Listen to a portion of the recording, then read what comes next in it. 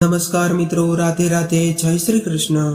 તમારા ઘરના મુખ્ય દરવાજા પર ભૂલથી પણ ન રાખતા આવી વસ્તુઓ, નહીતર મરતા સમય સુધી ગરીબી તમારો પીછો નહીં છોડે।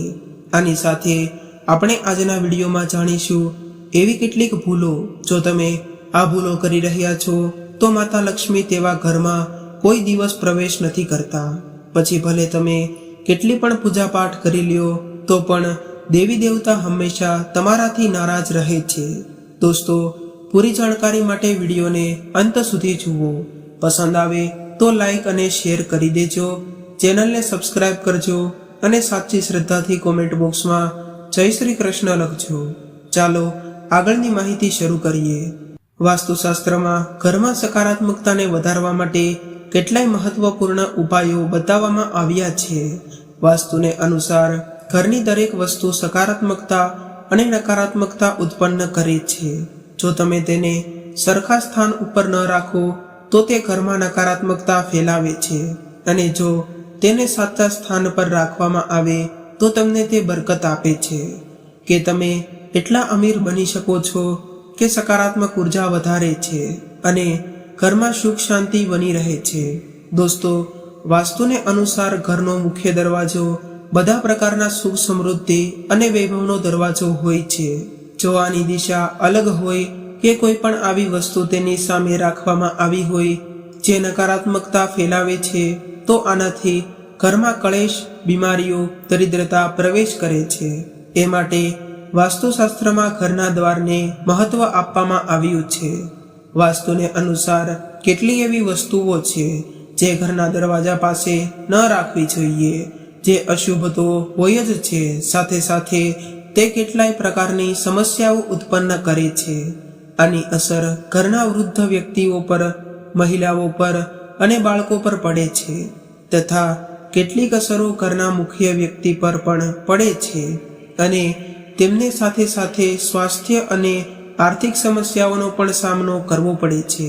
તો ચાલો જાણીએ કે ઘરના દરવાજાની સામે કઈ વસ્તુઓ છે જે તમારે રાખવામાં દરિદ્રતા, કલેશ અને બીમારીઓ લાવે છે અને તેને વાસ્તુશાસ્ત્રમાં અશુભ માનવામાં આવે છે।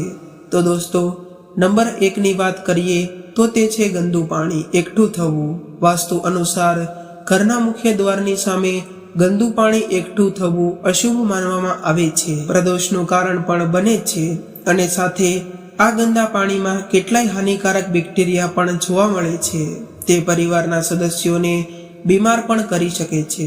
એ માટે જો ઘરના મુખ્ય દ્વારની સામે ગંદુ પાણી ભરાયેલું હોય તો તેને જલ્દીથી સાફ કરવું જોઈએ। વાસ્તુ અનુસાર જો આ ગંદુ પાણી ઘરની પશ્ચિમ દિશા સામે જોવા મળે છે તો તે ઘરના આર્થિક સ્થિતિમાં તંગી જોવા મળી શકે છે। અને નંબર 2ની વાત કરીએ તો તે છે કાંટાવાળા વૃક્ષો। કેટલાય લોકો આવા કાંટાવાળા વૃક્ષોને ઘરની શોભા વધારવા માટે ઘરના મુખ્ય દ્વાર સામે આવા કાંટાવાળા વૃક્ષો રાખતા હોય છે, પરંતુ આવું કરવું સંપૂર્ણપણે ખોટું છે। મુખ્ય દ્વાર સામે કાંટાવાળા વૃક્ષો હોવા કલેશનું નિર્માણ કરે છે, જેથી પરિવારના સદસ્યોમાં આપસનો પ્રેમ ઓછો થતો જોવા મળે છે અને શત્રુઓની સંખ્યા પણ વધે છે। તે માટે ઘરની સામે કાંટાવાળા વૃક્ષો કોઈ દિવસ ન રાખતા। તેની જગ્યાએ તમે તમારા ઘરના મુખ્ય દ્વાર સામે તુલસીમાં અથવા તો કોઈ સુગંધિત ફૂલો રાખી શકો છો અને તેના વૃક્ષ પણ વાવી શકો છો। અને ત્રીજી વસ્તુની વાત કરીએ તો તે છે કચરા પેટી। કેટલાય લોકો માટે કચરો નાખવાની આસાનતાને કારણે તેઓ ઘરના દરવાજાની સામે કચરા પેટી રાખતા હોય છે અથવા ઘરની સામે રાખી દેતા હોય છે, પરંતુ આ વાસ્તુની અનુસાર આ કષ્ટકારી માનવામાં આવે છે અને ધનહાનિના યોગ પણ બને છે। એ માટે આવું ન રાખતા અને કચરા પેટીને ભૂલથી પણ કોઈ દિવસ ઉત્તર દિશામાં ન રાખવી જોઈએ। અને સાથે સાથે આ દિશાને દેવી લક્ષ્મીની દિશા પણ માનવામાં આવે છે। અને નંબર 4ની વાત કરીએ તો તે છે વીજળીના થાંભલા। કેટલાય ઘરોની સામે વીજળીના થાંભલા જોવા મળે છે, પરંતુ વાસ્તુ અનુસાર આ પરિવારના સદસ્યોની ઉન્નતિમાં બાધા સ્વરૂપે બનેલા રહે છે। મુખ્ય દ્વારની સામે થાંભલો હોવો ખૂબ જ હાનિકારક માનવામાં આવે છે। આ માટે મુખ્ય દ્વાર બનાવતા સમયે આ વાતનું ધ્યાન રાખો કે સામે કોઈ થાંભલો ન હોય. હવે આપણે નંબર 5ની વાત કરીએ તો તે વસ્તુ છે મહાકાય વૃક્ષો, જેનાથી વાસ્તુદોષ ઉત્પન્ન થાય છે. સાથે જ તેનાથી સૂર્યપ્રકાશ ઘરમાં આવવાથી અવરોધાય છે. પ્રાતઃકાલમાં જ્યારે સૂર્યપ્રકાશ ઘરમાં પ્રવેશે છે ત્યારે તે સ્વાસ્થ્યના દ્રષ્ટિકોણથી પણ શુભ માનવામાં આવે છે અને સાથે સાથે ઘરમાં સુખ સમૃદ્ધિ અને આરોગ્ય સંબંધિત સમસ્યાઓ પણ સારી રીતે જળવાયેલી રહે છે. એ માટે ઘરના મુખ્ય દ્વારની સામે મહાકાય વૃક્ષ હોવું સારું માનવામાં નથી આવતું. અને આપણે છઠ્ઠી વસ્તુની વાત કરીએ તો તે છે આપણા ઘરના દરવાજાની સામે વેલો ઉગવો અથવા તો વેલ ઉપર ચડવી. આ એક અશુભ માનવામાં આવે છે, જેનાથી આપણા શત્રુઓ વધે છે અને વિરોધીઓની સંખ્યા પણ વધે છે અને વ્યક્તિની ઉન્નતિમાં બાધાઓ ઉત્પન્ન થાય છે અને આ એક અશુભ માનવામાં આવે છે. અને 7મી વાત કરીએ અને વાસ્તુ અનુસાર જોઈએ તો એવું કહેવાય છે કે જે વૃક્ષોને તોડતા તેમાંથી સફેદ પદાર્થ નીકળતો હોય તેવા વૃક્ષને કોઈ દિવસ તમારા ઘરની આગળ ન રાખવું જોઈએ. તે અશુભ માનવામાં આવે છે અને ઉન્નતિમાં વધારો નથી કરતું અને ઘરની આગળ કોઈ ખાડો અથવા તો કીચડ ન હોવો જોઈએ. આ શોકકારક માનવામાં આવે છે. આનાથી શોક સમાચાર પ્રાપ્ત થાય છે. અને સાથે સાથે તમને જણાવી દઈએ કે મુખ્ય દ્વારની સામે મંદિર પણ ન હોવું જોઈએ. જો ઘરના મુખ્ય દ્વારની સામે મંદિર હોય તો તમે પરેશાનીઓ અને સંકટોથી ઘેરાયેલા રહેશો. અને મુખ્ય દ્વારની સામે કોઈ દિવસ સીડી ન બનાવવી જોઈએ. બાળકોને ભણતરમાં સફળતા નથી મળતી, ઘરના દ્વારની સામે બીજો કોઈ અન્ય દ્વાર પણ ન હોવો જોઈએ. તે શુભ માનવામાં નથી આવતું. આનાથી ધનનો નાશ થાય છે. ઘરના ઉપર પડી રહેલી છાયાથી પણ છાયાભેદ રચાય છે.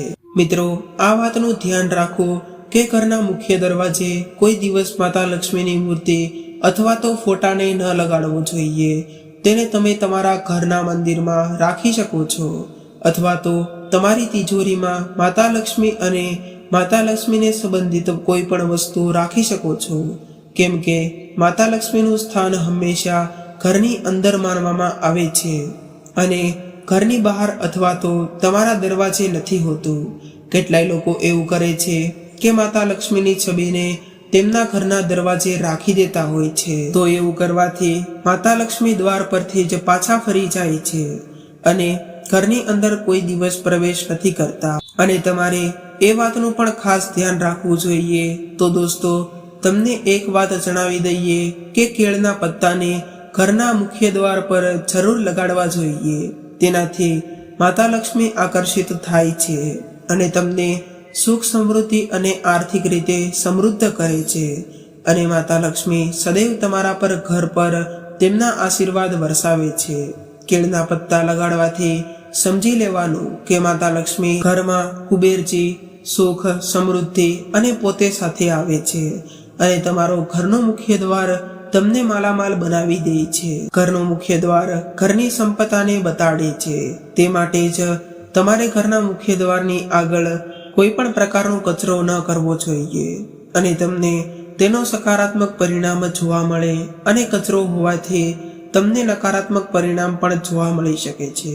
દોસ્તો, કેટલાય લોકોને એ પણ જાણ નથી હોતી કે ફેશનને લઈને ફૂલો અને છોડો લગાડી દેતા હોય છે, પરંતુ ભૂલી જાય છે કે છોડવાઓ તેમને ક્યાં રાખવા જોઈએ અને ક્યાં ન લગાડવા જોઈએ.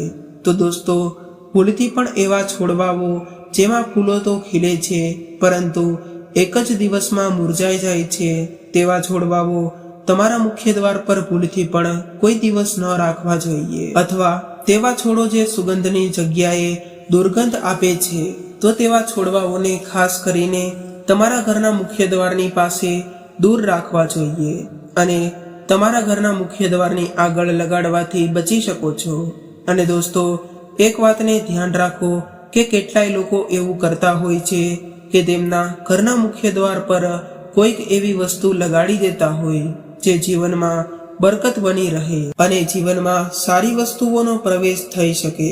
તો એવું કરવું ખૂબ જ શુભ માનવામાં આવે છે અને ઘરના મુખ્ય દ્વાર પર નાની ઘંટડીઓ જરૂરથી લગાડવી જોઈએ, કેમ કે દોસ્તો આનાથી જે અવાજ ઉત્પન્ન થાય છે તે ઘરના માતા લક્ષ્મીનો પ્રવેશ કરાવે છે અને સાથે સાથે સકારાત્મક વસ્તુઓને પોતાની તરફ આકર્ષિત કરે છે અને નકારાત્મક વસ્તુઓ તેમનો અવાજ સાંભળીને જ ઘરના મુખ્ય દ્વારથી જ પાછા ફરી જાય છે.